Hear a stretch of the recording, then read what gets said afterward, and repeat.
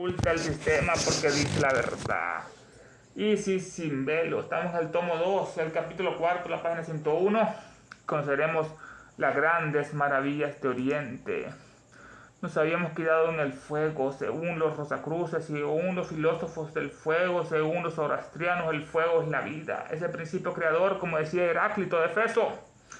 El fuego era la fuente no solo de todos los átomos materiales, sino también de las fuerzas que lo energizan y dinamizan a esos átomos. El Fojat es la energía. Cuando una llama visible se extingue, ha desaparecido no solo de la vista, sino también de la concepción de los materialistas. Para siempre ha desaparecido esa llama. Según estos materialistas, que no sabían que el fuego es la fuente de todos los átomos materiales, es la fuente de todas las cosas, generan los átomos, los elementos, es el Fojat, es la electricidad, es el magnetismo. También el fuego es el origen de las fuerzas que energizan y dinamizan la materia, esas fuerzas que son los ángeles, son los alientos que dan vida. Cuando una llama visible se extingue, ha desaparecido, no solo de la vista, sino también de la concepción del materialista. Desaparece el fuego, desaparece la vista, sino también de la concepción del materialista para siempre. Pero el filósofo hermético sigue mirando la llama a través del mundo divisorio de lo cognoscible, a través y hacia afuera del otro lado, en lo incognoscible. Sigue viendo ese filósofo hermético, ese ocultista. Sigue mirando la llama. Después se apagó del plano físico, sigue alumbrando en el plano astral, en el plano cámico, en el plano manásico, búdico, átmico, Adya, Nupadaka. Pero el filósofo hermético sigue mirando la llama a través del mundo divisorio de lo conocible, ese mundo de la partición de lo conocible, es el mundo divisorio de la manifestación. Todo lo que está manifestado está dividido, está separado. Ese mundo divisorio de lo conocible sigue viendo la vista, el clarividente sigue viendo a esa llama.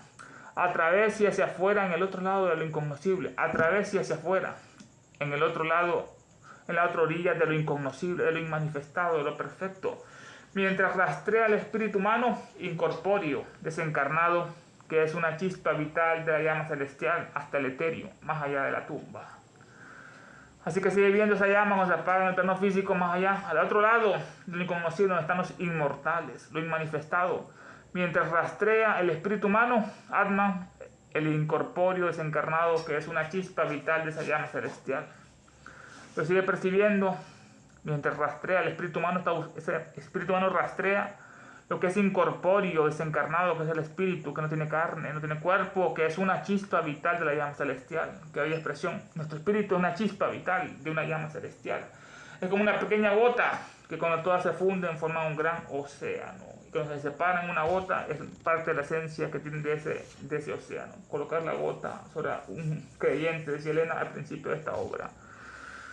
Así que esa llama, mientras el espíritu rastrea lo incorpóreo, lo desencarnado, que es una chispa vital de esa gran llama celestial, ese gran fuego que es Lucifer, es el fuego que purifica, esa chispa vital que nuestra alma que está encapsulada en este cuerpo, está encarnada y después se va a librar, se va a unir con la fuente, con el gran fuego, con el gran océano, esa chispa vital de la llama celestial, una gran verdad. Esa chispa después del plano físico va hasta el etéreo, el siguiente plano, el plano astral o el eterium, como es el mundo etero o el plano astral. Y después van hacia el cámico, manásico, búdico, átmico, anupadaka. Hasta más allá de la tumba sigue esa chispa.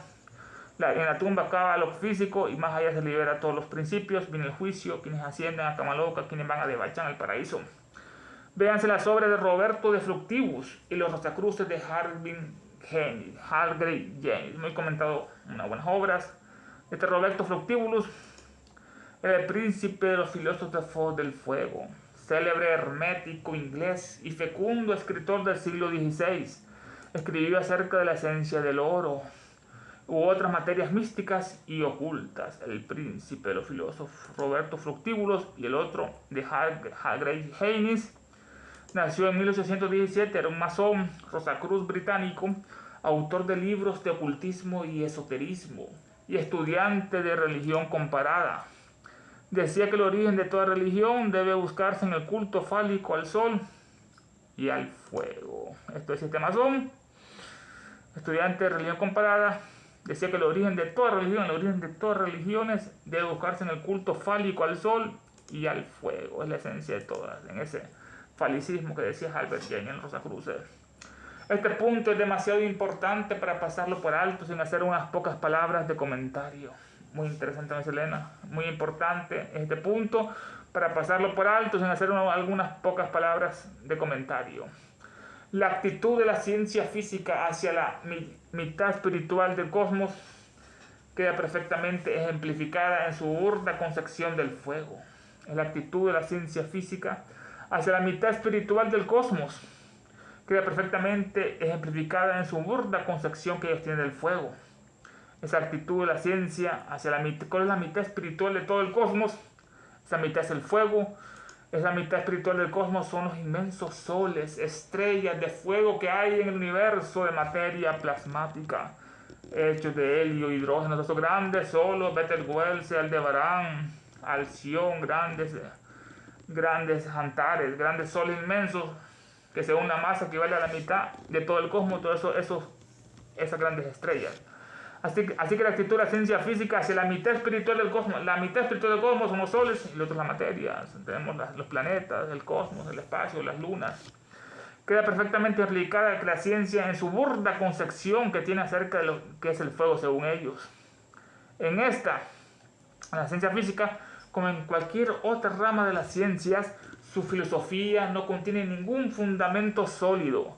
Todas sus filosofías son alveoladas, apanaladas y débiles de la ciencia física, que son el fuego, es combustión según ellos, es algo extraño. Es la máxima representación de la perfección que en el mundo físico es el sol. Nos da la luz, nos da el oxígeno por fotosíntesis, nos da el calor, nos da la vida. El gran logo solar, que está supeditado a nuestro logo planetario, logo solar y el logo cósmico, y los tres son uno, así como tenemos el corazón, el cerebro y el espíritu. Son distintos centros, pero forman un solo organismo. Lo mismo pasa con los tres superiores. En esta ciencia, como en cualquier otra rama de la ciencia, su filosofía no contiene ningún fundamento sólido. Sobre el fuego, todas sus filosofías son débiles, alveoladas y apanaladas. Las obras de sus propias autoridades están repletas de confesiones humillantes.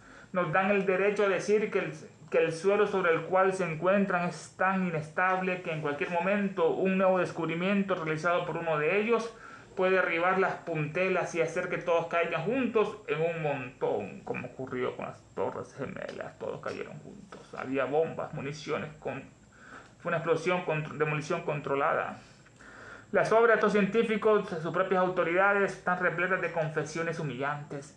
Nos dan el derecho a decir que el suelo sobre el que se encuentran es tan inestable que en cualquier momento un nuevo descubrimiento realizado por nuestros científicos puede derribar los puntales, que son los que soportan las cargas mientras realizamos reparaciones o creamos una nueva estructura.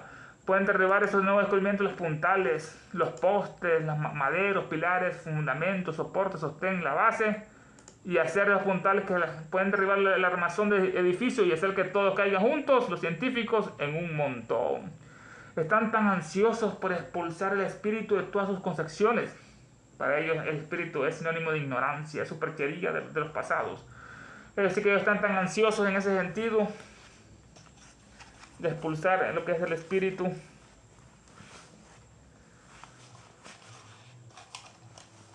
Pero un momento. Ay, no. Hace un poco de calor.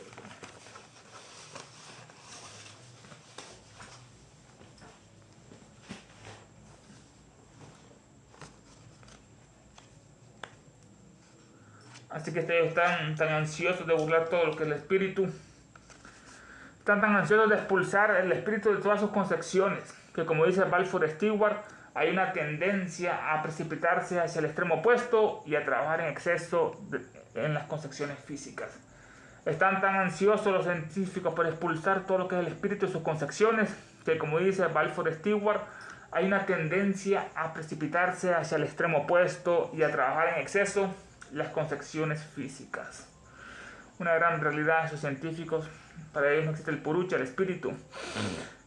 Como dice Balfour Stewart, nació en Escocia, él en 1828, era un físico, realizó estudios sobre la radiación del calor, la meteorología y el magnetismo terrestre. Escribió El universo invisible de forma anónima. Decía que la ciencia y la teología pueden ser compatibles. Elena lo comenta bastante, esa obra del universo invisible de Balfour Stewart, lo escribió anónimamente. Dice él que hay una tendencia a precipitarse hacia el extremo opuesto y a trabajar en exceso las concepciones físicas. Decía Balfour Stewart, dejarse llevar hacia los extremos, pasaban de un extremo al otro, y a trabajar en exceso las concepciones físicas y atender en demasía el aspecto puramente material de los fenómenos. Decía Balfour Stewart, de científico, él pronuncia una advertencia oportuna al añadir lo siguiente: seamos cautelosos para que al evitar axila no nos precipitemos hacia Caribdis. Que había expresión. Seamos cautelosos, que al evitar axila, este era un gran monstruo mitológico que habitaba en un acantilado.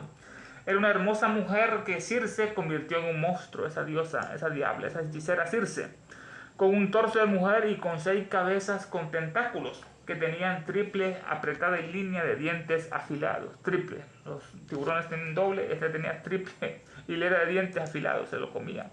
Ubicada en el estrecho de Messina, que separa Italia de la isla de Sicilia. Era la versión mitológica que era Exila, interesante, estaba en esa isla de Sicilia que separa lo que es Italia.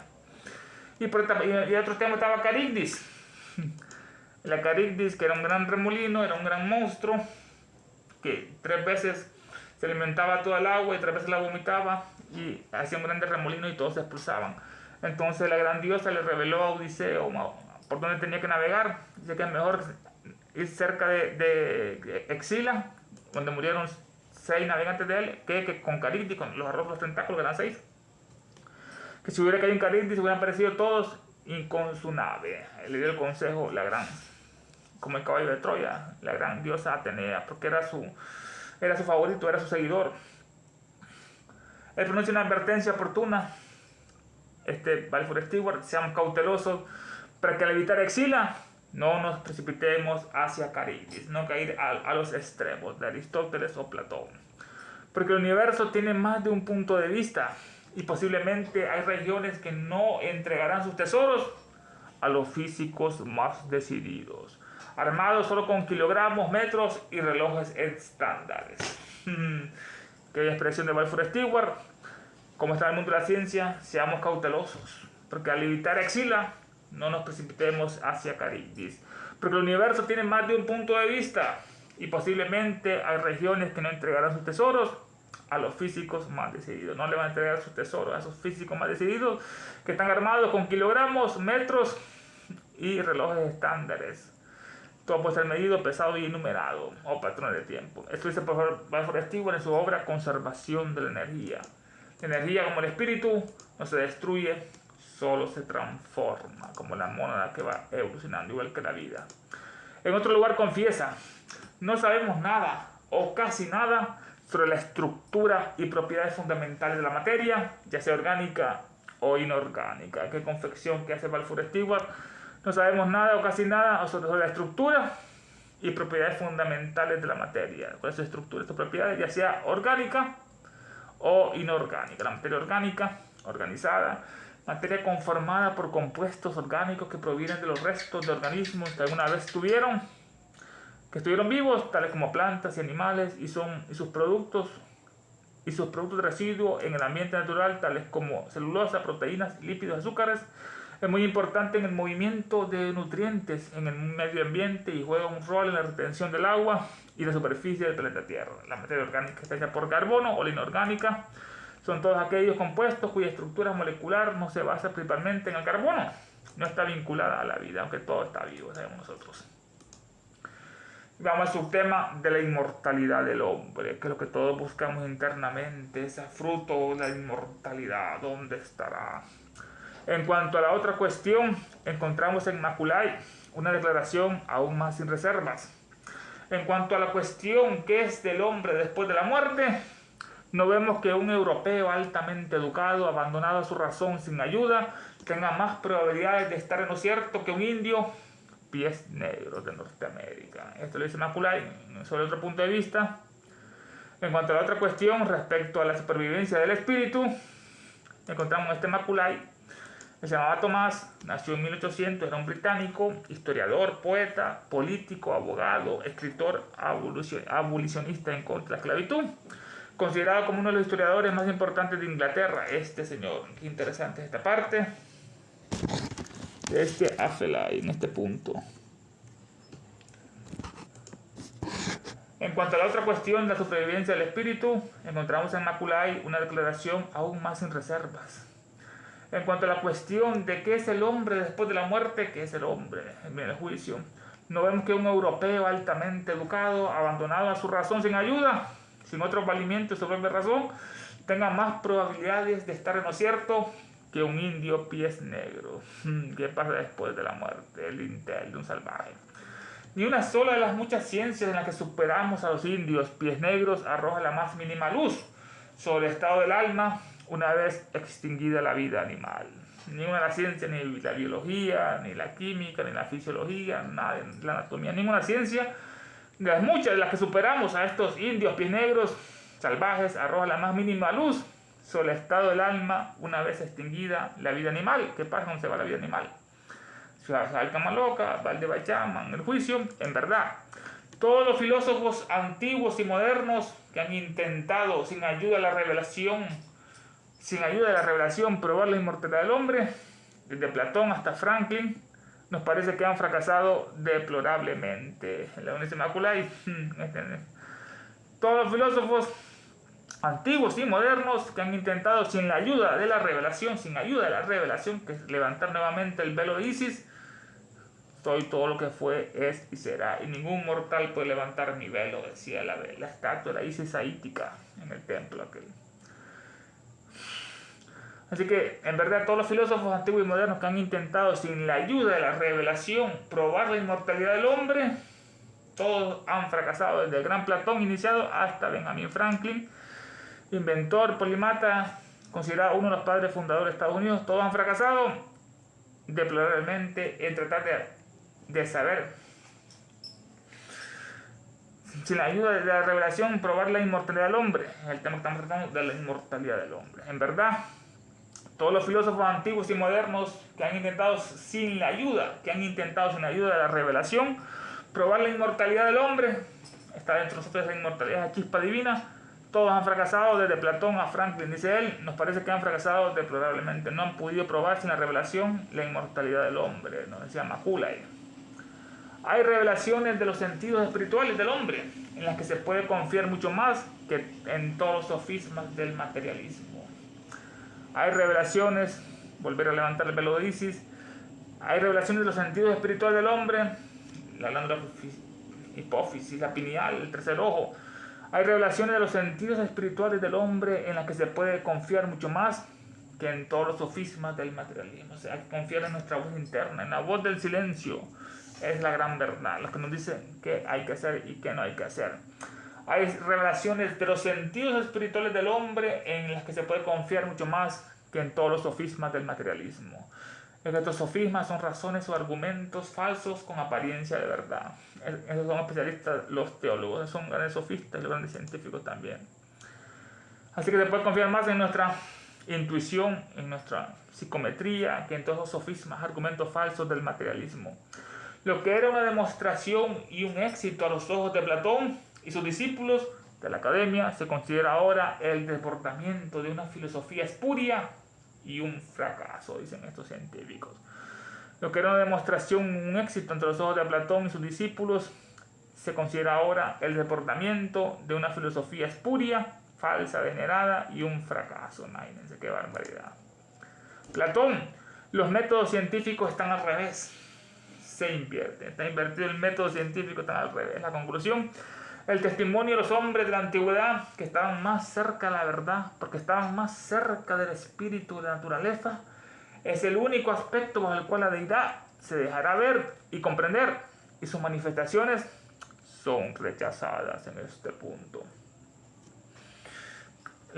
Después que el método científico está totalmente invertido, el testimonio de los hombres de la antigüedad que estaban más cerca de la verdad que nosotros, porque estaban más cerca del espíritu de la naturaleza, tenían más contacto con ese espíritu, estos hombres de la antigüedad. La naturaleza, este espíritu de naturaleza es el único aspecto bajo el cual la deidad se dejará ver y comprender. Que lo que vemos, la naturaleza es todo lo que nos rodea. El único aspecto bajo el cual la deidad, la naturaleza, se dejará ver por la naturaleza y se dejará comprender por sus leyes. Animales comiendo otros animales, qué cosa más horrible, los reptiles, los peces. Esto se dice que nuestro logos planetario, el dios de este planeta, es poco evolucionado. Es el espíritu planetario de la Tierra. El logos planetario no está muy evolucionado. Nuestro planeta no es uno de los peores que hay en todo el universo, imagínense. Pues vemos cosas terribles, qué maldad, qué demonio creó este mundo, este universo, donde se comen unos a otros horriblemente, sufren, sienten. El depredador, los pobres conejos, etcétera, los antílopes. El testimonio de los hombres de la antigüedad, que estaban más cerca de la verdad, porque estaban más cerca del espíritu de naturaleza. La naturaleza es el libro abierto escrito por el dedo divino. Ahí vemos las grandes leyes que hay, lo bueno y lo malo. Porque estaba más cerca del espíritu de naturaleza, que es el único aspecto bajo el cual la deidad, la naturaleza, su vestido se dejará ver y comprender, y sus manifestaciones de naturaleza o la deidad son rechazadas por estos científicos. Sus especulaciones de los antiguos, de la sabiduría antigua, si debemos creer a los pensadores modernos, no son más que la expresión de una redundancia, de opiniones no sistemáticas de hombres que no están familiarizados con el método científico del presente siglo en este punto. Las especulaciones de los antiguos, de la sabiduría antigua, si debemos creer a los pensadores modernos, no son más que la expresión de una redundancia, una repetición de opiniones no sistemáticas de hombres que no están familiarizados con nuestro método científico del presente siglo. Observación, recolección de datos, hipótesis, leyes, etc. Los antiguos basaban totalmente lo poco que sabían de fisiología en una psicología bien demostrada. Mientras que el estudioso de nuestros días basa la psicología, de la que se confiesa totalmente ignorante, en la fisiología, que para él es todavía un libro cerrado y que ni siquiera tiene un método propio, como nos dice Fournier en este punto. Increíble.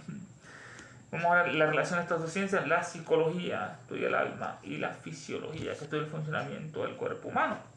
Está totalmente invertido los métodos.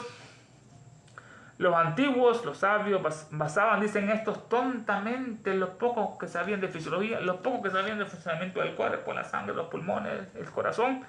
Lo poco que sabían lo basaban en la psicología, que estaba bien demostrada por ellos. Están siglos, milenios por adelante. Los hindúes en su psicología están mucho más adelantados que estos ingleses, británicos, etcétera, occidentales. Así que los antiguos basaban lo poco que sabían de fisiología en una psicología bien demostrada, comprobada con pruebas. Mientras que el estudioso de nuestros presentes días está invertido, basa lo que sabe de psicología, de la que se confiesa totalmente ignorante, se lo basa en la psicología, en la fisiología, que para él es todavía un libro cerrado, que ni siquiera tiene un método propio, como nos dice Fournier. Es el método actual totalmente erróneo, mientras que el estudioso de nuestros días basa la psicología en la fisiología, que para él es todavía un libro cerrado. Trata de entender la psicología mediante la fisiología, que todavía esta ciencia, la fisiología, es un libro cerrado que ni siquiera tiene un método propio. La psicología, que estudia el alma, es la ciencia que estudia el alma, la psicometría y tantas otras. La psicología tenían profundos conocimientos de psicología los antiguos, no como los modernos actualmente. Así que la fisiología también es un libro cerrado para ellos, no tiene ni siquiera un método propio. Las ciencias, la fisiología moderna, como nos dice Fournier. Anticipada réplica de Hipócrates. Vamos a este subtema bastante interesante, que es esa anticipada réplica de ese gran doctor, gran maestro, padre de la medicina, Hipócrates, Galeno. En cuanto a la última objeción del argumento de Macaulay, fue contestada por Hipócrates hace siglos. ¿Qué decía Macaulay? Todos los filósofos antiguos y modernos que han intentado sin la ayuda de la revelación probar la inmortalidad del hombre, nos parece que han fracasado deplorablemente. Lo último que decía Macaulay, lo que vamos a analizar ahora: todos los filósofos antiguos y modernos han fracasado en ese intento de probar la inmortalidad del hombre, que dentro, ¿no?, algo tan importante, la inmortalidad del espíritu y el cuerpo también. Cuerpo glorificado, como pasó con Jesús, con Elías, con Enoch. Cuando esta última objeción de la inmortalidad fue contestada por el gran Hipócrates hace siglos. Hipócrates nació en el año 460 a.C., era un prestigioso médico de Cos, es considerado padre de la medicina. Libró a Atenas de una terrible peste, los libró. Llegó a ser un iniciado y el más hábil sanador de su tiempo, en términos de que casi fue deificado en vida. Lo consideraban casi un dios porque salvó a tantas personas, era un iniciado. Y el más hábil sanador de su tiempo, casi lo deificaron. Sus saberes y sus conocimientos eran vastísimos. De sus escritos, dice Galeno, que eran verdaderamente la voz de un oráculo. Eso decía Galeno mucho tiempo después de los escritos de Hipócrates. Era la voz de un oráculo. Así que Hipócrates contestó esto acerca de la inmortalidad del hombre hace muchos siglos, dice él. Todos los conocimientos y todas las artes se encuentran en la naturaleza, en la hormiga, en la abeja. Si la interrogamos adecuadamente, ella nos revelará las verdades que pertenecen a cada una de las ciencias y artes y a nosotros mismos. Qué bella expresión de Galeno, para analizarla, el inicio. Todas las ciencias, todos los conocimientos y todas las artes se encuentran en la naturaleza. Si la interrogamos adecuadamente, ella nos revelará las verdades que pertenecen a cada una de las ciencias y a las artes y a nosotros mismos. Que hoy expresión de Hipócrates. Hay que interrogar adecuadamente a la naturaleza para que nos revele las verdades de cada una de las ciencias, las artes, y con respecto hacia nosotros mismos también, quiénes somos, de dónde venimos y hacia dónde vamos. ¿Qué es la naturaleza en acción sino la divinidad misma manifestando su presencia? Es lo que nos dice. ¿Qué es la naturaleza en acción sino la divinidad misma manifestando su presencia? Qué bella expresión. Es la naturaleza, es la acción.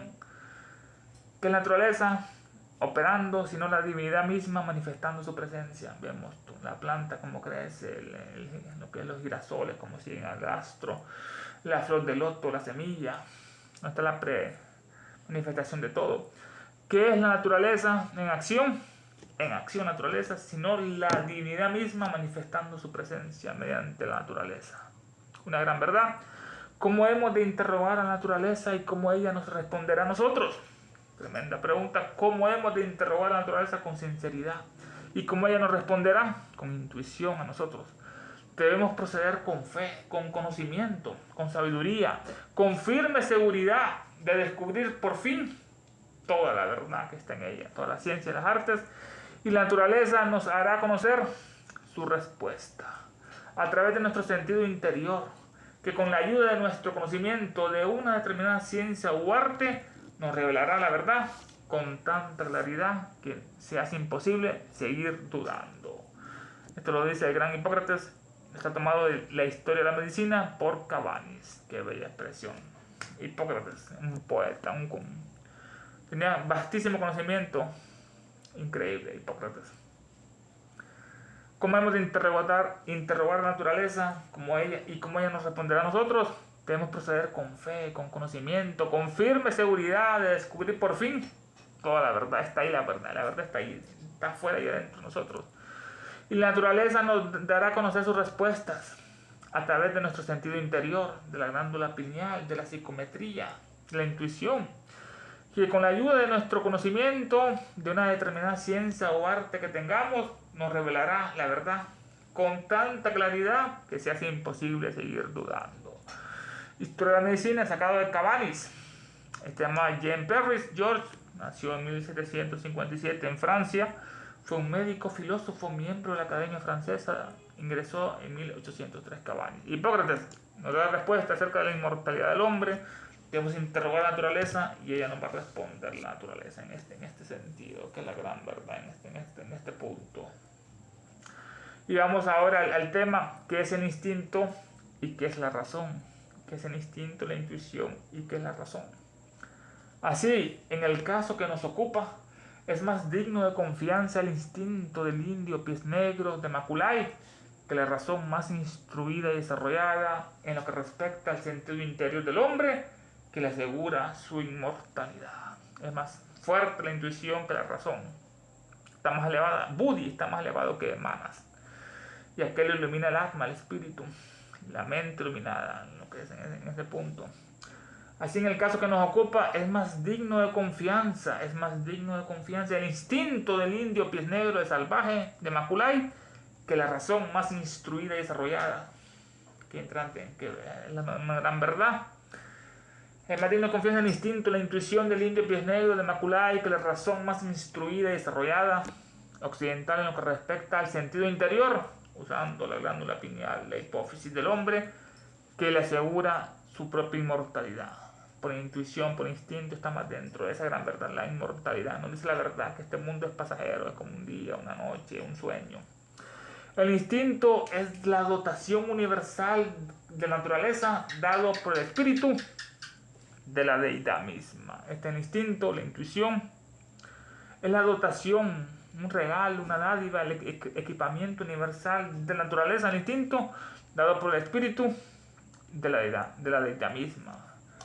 El espíritu que es los lazos solares, los Manasaputras, los de Venus, los dioses de Venus, que nos dieron esa mente, ese instinto, esa intuición.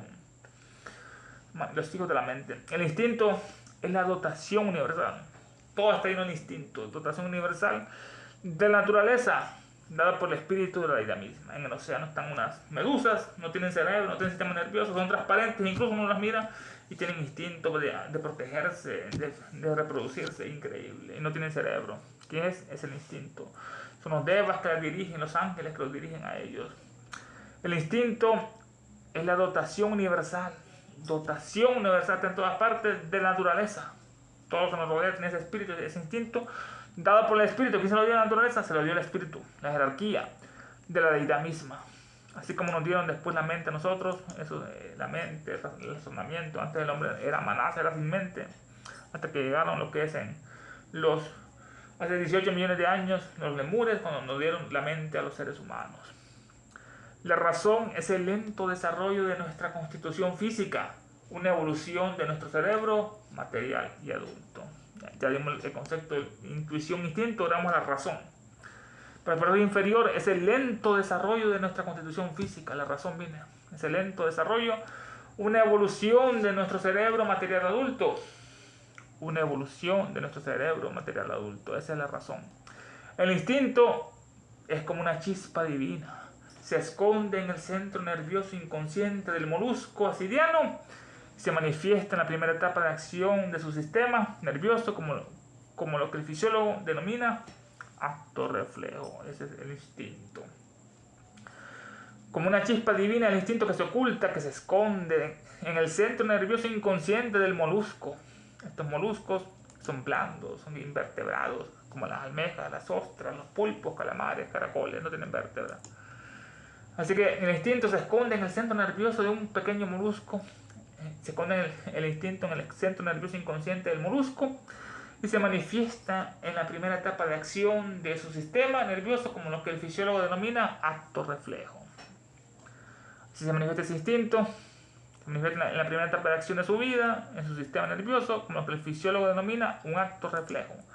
Estos son los actos involuntarios, son aquellos que realizamos sin intervención del cerebro, la corteza cerebral. Son ajenos a nuestra conciencia y por lo tanto a nuestra voluntad. Suelen estar controladas por centros de control secundarios como la médula espinal o los ganglios simpáticos o parasimpáticos. O sea, tienen su reacción, tienen su centro en este punto, en el arco reflejo. Suelen estar controladas por centros de control secundarios. Centros de control secundarios, no el primario, no el secundario, que están en la médula espinal o en los ganglios simpáticos o parasimpáticos. El instinto está en los moluscos y se manifiesta en los primeros años de su vida en lo que el fisiólogo moderno denomina el acto reflejo. Existen en la clase más baja de los animales acéfalos. Está el instinto en las clases más bajas de los animales que no tienen cabeza, así como en los que tienen cabezas distintas. Crece y se desarrolla según la ley de la doble evolución física y espiritual. Así va existiendo, se va desarrollando. Existen las clases más bajas de los animales acéfalos, del instinto, así como los que tienen cabezas distintas. Crece y se desarrolla el instinto según la ley de doble evolución. Crece según la ley de evolución física y evolución espiritual en este punto. Y entrando en su etapa consciente de desarrollo y progreso, en las especies céfalas, con cerebro, está dotado de un sensorio y ganglios dispuestos simétricamente, este acto reflejo, ya sea que los hombres de ciencia lo llamen automático, como en las especies más inferiores son instintivos, como los organismos más complejos que actúan bajo la guía del sensorio y el estímulo ordinario de una sensación distinta, sigue siendo una y la misma cosa, el instinto, la intuición. Y entrando, bueno, crece y desarrolla el instinto según la doble evolución física y espiritual, y entrando en su etapa consciente de desarrollo y progreso en las especies céfalas, ya dotadas de un sensorio y ganglios dispuestos simétricamente. Este acto reflejo, este instinto, ya sea que los hombres de ciencia lo llamen automático, o como las especies más inferiores, que es instintivo. Es automático o instintivo, este instinto, esta intuición. Y entrando en la etapa más consciente, ya analizamos los animales que no tienen cerebro, acéfalos, o con los que ya tienen céfalo. Y entrando en su etapa consciente de desarrollo y progreso, este instinto en las especies céfalas con cabeza, ya dotadas con un sensorio, que es la conciencia de uno mismo y de su entorno, es el sensorio, y de los ganglios simpáticos, parasimpáticos. Son grupos de neuronas que controlan automáticamente funciones del organismo, como la digestión, la circulación, la secreción de hormonas, etc. Esos son los ganglios, grupos de neuronas que controlan automáticamente funciones del organismo tan importantes como la circulación de la sangre, la digestión, la secreción de hormonas, etc. Y entrando en su etapa consciente de desarrollo y progreso, en las especies céfalas, ya dotadas de un sensorio y ganglios dispuestos simétricamente, estos ganglios, este acto reflejo, este instinto, ya sea que los hombres de ciencia lo llamen automático, o como las especies más inferiores, que son como los moluscos, o son instintivas, como los organismos más complejos que actúan bajo la guía del sensorio y el estímulo originado de una sensación distinta, sigue siendo una y la misma cosa, lo que es el instinto. Desde las especies más pequeñas, los moluscos sin cabeza, hasta los más desarrollados, como los organismos más complejos, como el ser humano, que actúan bajo la dirección del sensorio, el sistema nervioso y el estímulo originado de una sensación distinta. Actúan bajo el sensorio y un estímulo originado, los estímulos vienen de externo y entran internamente por los sentidos, en una sensación distinta. Tiene sensorio y estímulo originado de una sensación distinta, sigue siendo una y la misma cosa, lo que es el instinto, lo que es este punto, el sensorio. Es el instinto divino en su incesante progreso y desarrollo. La conclusión es el instinto, la intuición divina en su incesante progreso y desarrollo, como la evolución que todo está progresando. Es el instinto divino en su incesante progreso y desarrollo en las especies acéfalas como los moluscos, o en los animales, en los hombres con sensorio simétrico y ganglios. Este instinto de los animales que actúa desde el momento de su nacimiento, cada uno dentro de los límites que les prescribe la naturaleza, y que saben, salvo en casos de accidente debido a un instinto superior al suyo propio, cuidar de sí mismos sin equivocarse. Interesantes expresiones. Este instinto de los animales que actúan desde el momento de su nacimiento, desde el momento ya tienen el instinto, cada uno dentro de los límites que les prescribe la naturaleza. El instinto actúa y que saben, salvo en casos de accidente debido a un instinto superior, como lo que pasa en los almas grupales, que como los peces, cuando viene un depredador que quiere morder, se juntan con un gran torbellino y así evitan que se los coman, porque son muchos. Y entonces el tiburón, el depredador, no sabe a quién dirigirse. Salvo en casos de accidente, este instinto, debido a un instinto superior, como es lo que es en las almas grupales, al suyo propio, individual, sabe cuidar de sí mismo sin equivocarse. Increíble. Sabe cuidar de sí mismo sin equivocarse. Tienen el instinto de conservación del individuo y de la propagación de la especie. Sabe ese instinto cuidar de ellos mismos sin equivocarse es infaliblemente. Este instinto puede, en aras de una definición exacta, llamarse automático. En aras de una definición exacta puede llamarse automático, pero debe tener dentro o fuera del animal que lo posee una inteligencia de algo o de alguien que lo guíe. Conclusión sobre el instinto, una gran verdad no dice Elena, pero debe tener dentro o fuera del animal que lo posee el instinto, ¿no? Del molusco, debe poseer dentro o fuera la inteligencia de algo o de alguien que lo guíe, que son los ángeles, los dianis, que dirigen lo que son los elementales, los espíritus a estos animales desde que nacen.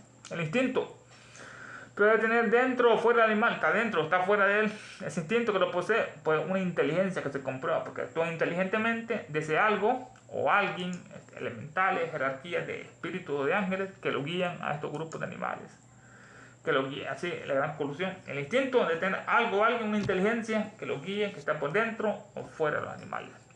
Esta creencia en lugar de chocar con la doctrina de la evolución y el desarrollo gradual sostenida por eminentes hombres de nuestros días, por el contrario, la simplifica y la completa, lo que es el instinto y la intuición.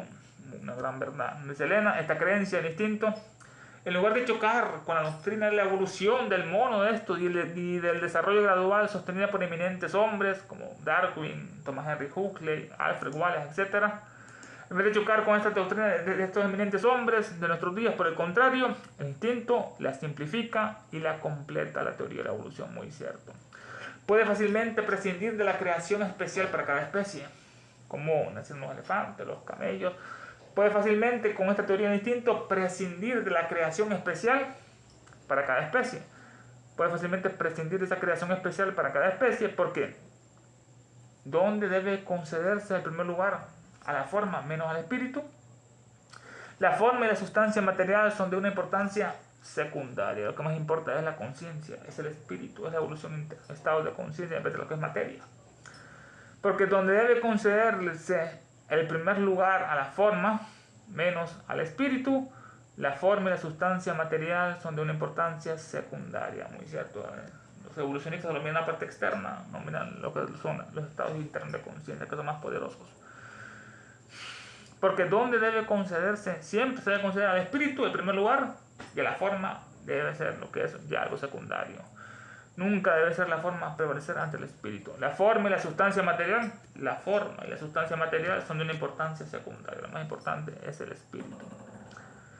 Cada especie perfeccionada en la evolución física solo ofrece más campos de posibilidades a la inteligencia directora para actuar dentro del sistema nervioso mejorado. Cada especie perfeccionada, que bella expresión, cada especie perfeccionada en la evolución física solo ofrece más campo de posibilidades a la inteligencia directora para actuar dentro del sistema nervioso de este animal perfeccionado y mejorado. Qué bella concepción. Cada especie perfeccionada en el curso de la evolución, la piedra se convierte en planta, la planta en animal, el animal en humano, el humano en ángel, el ángel en Dios, el Dios en diablo. Todo va evolucionando. Cada especie perfeccionada en la evolución física solo ofrece más campo de posibilidades, que vaya expresión, a la inteligencia directora, el logos, Mahat, para actuar dentro del sistema nervioso mejorado de esa especie. Se ha expandido esa evolución, expansiones de conciencia. Así que cada especie perfeccionada en la evolución física solo ofrece más campo de posibilidades. Hay más seres perfeccionados, ofrecen más campo de posibilidades a la inteligencia directora, al logos, para actuar dentro del sistema nervioso de esta especie mejorada.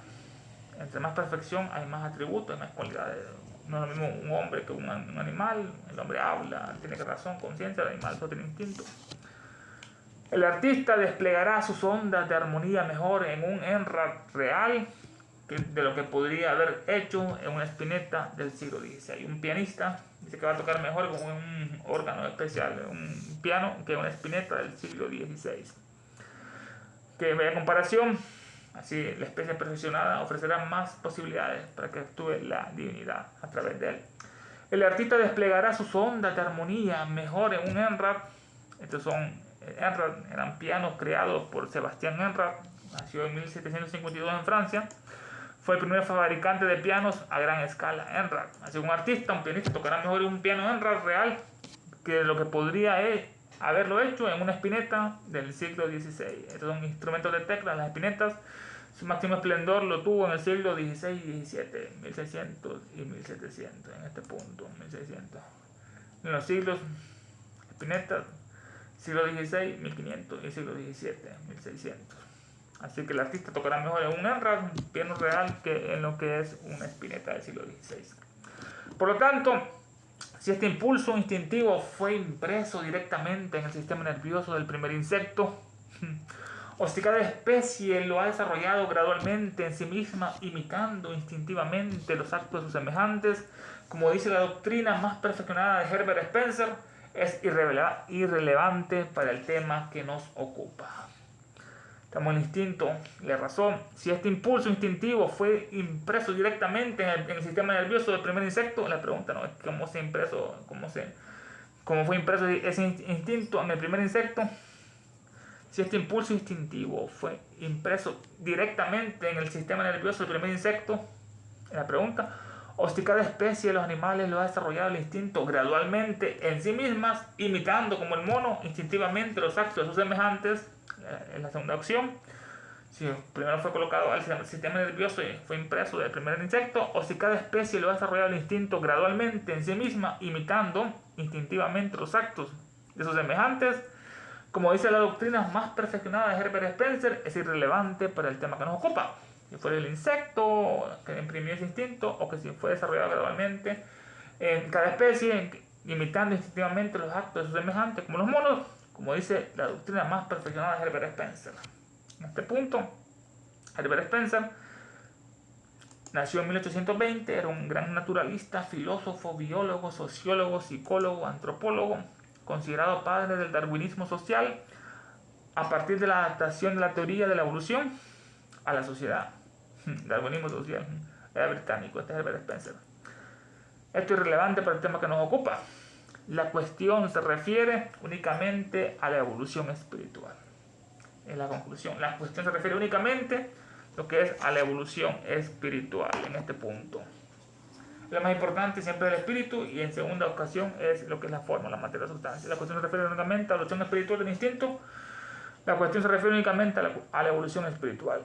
Y si rechazamos esta hipótesis como no científica y no demostrada, entonces el aspecto físico de la evolución tendrá que seguir a su vez hasta el suelo, porque lo uno está tan indemostrado como lo otro, y la intuición espiritual del hombre no se le puede encajar unir los dos bajo el precepto que es antifilosófico.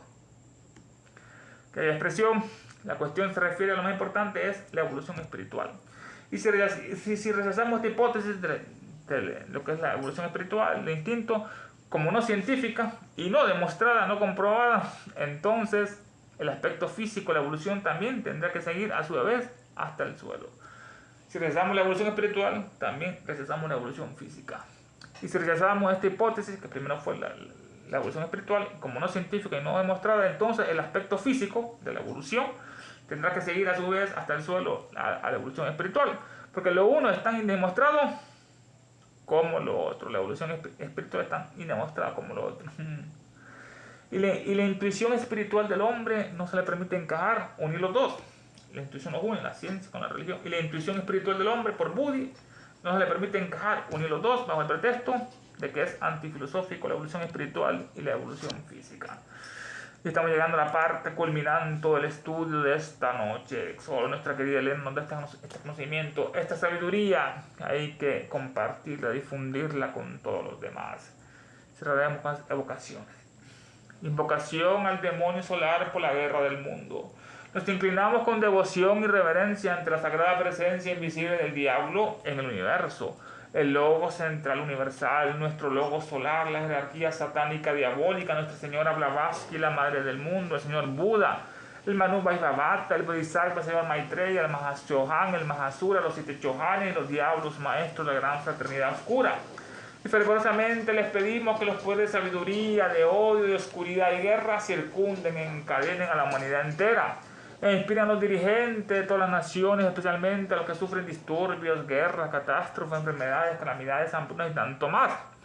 Que aquellos poderes que siempre trabajan por el mal, el progreso y la ciencia y la humanidad inspiran a los dirigentes de todas las naciones, para que se establezca sobre la tierra una guerra verdadera y sufrimientos perdurables. Que las fuerzas de las tinieblas venzan a las fuerzas de la luz, que el mal, el caos y el sufrimiento encadenen a la maldita humanidad entera. Que la guerra y maldición de los diabólicos seres se derrame por el mundo. Que los poderes de sabiduría, tinieblas y odio envuelvan a todos los seres y a todas las criaturas y a todos los hombres y las mujeres de esta tierra. Hay una sola vida, una sola satanicidad de hombres y mujeres y una destrucción de naciones. Que el espíritu de desunión y de odio incompasivo que no conocen barreras se apoderen del planeta entero. Que los grandes diablos maldigan y guíen los senderos de la humanidad en el 2024 y siempre, permitiendo que cada uno de nosotros vayamos adelante y rendamos los niveles internos del servicio para el cual estamos más capacitados. Que así sea.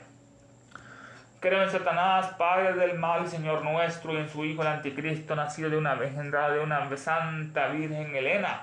Creo en el diablo omnipotente, padre del mal y destructor de todas las cosas, perturbador de los cielos y la tierra. y en el anticristo, su único hijo y perseguidor nuestro, que fue concebido por obra del espíritu maligno y nació una sacrílega y bella virgen. Fue glorificado por los hombres y reinó sobre ellos. Subió al trono del Dios Todopoderoso y de ahí sentado junto al insulte de ahí a los vivos y a los muertos. Creó en el espíritu del mal, en la sinagoga de Satanás y en la comunión de los malvados, en la perdición del cuerpo y en la muerte e infierno perdurables. Del cielo cayó un lucero. Su nombre es, oh luz cósmica manifestada, oh unidad de la vida única, oh celeste shukra resplandeciente, oh manifestada conciencia proterva, oh fojat indómito dietérico, oh eterno entre los eones, oh rayo prometeico mandantárico, que tu luz descienda hacia nosotros, que la fuerza se enciende y que el gran Satán prevalezca. Que aquel que sienta uno contigo sepa por lo tanto que no es uno con todos los demás. Despertad, criaturas dracónicas, es hora de volver a la superficie. Él volverá. Es el fin de una era. Queremos justicia de las ya. Satanás es nuestro Dios, nada nos faltará. Blavatsky es nuestra diosa, todo lo perderán. ¡Ave Satán!